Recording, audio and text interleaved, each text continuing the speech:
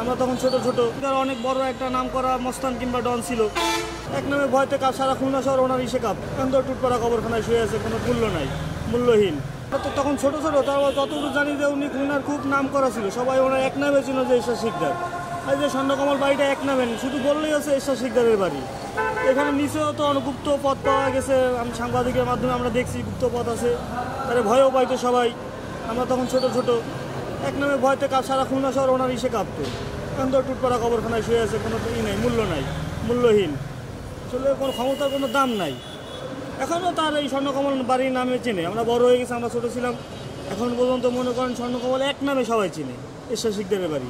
সাংবাদিকের মাধ্যমে আমরা দেখছি যে ভিতরে একটা গুপ্ত পথ আছে, সে পথ দিয়ে অনেক একটার ভিতরটা একটা যাওয়া যায়, একটা ভিতরটা একটা যাওয়া যায়।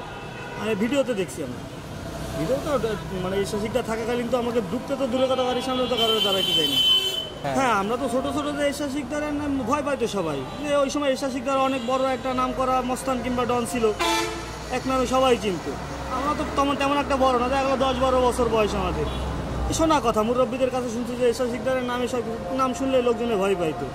এই যে বড় বাজার ওনার যে এই যে বরফ কলটল ছিল, ওইখানে গেলেও তো লোকজনে এক নামে চিনত। মাছ কোম্পানি, ইলিশ মাছের ঘাট ছিল ওনার, ওটা একটা নিয়ন্ত্রণে ছিল উনি খুলনার ভিতরে। শোনা হয় না যে স্বর্ণ টর্ণ কিছু পাইছে কিনা। এই বাড়িটা বানাইছে আদৌ মনে হয় বাংলাদেশের মিস্ত্রি না, বাইরের দিকে থেকে মিস্ত্রি আইনে বাড়িটা করা হয়েছে। ভালো, অনেক টাকা ব্যয় বল, তুমি স্বর্ণ টর্ণ পায় নাই, এরকম কোনো মানে কাহিনী শোনা যায় নাই।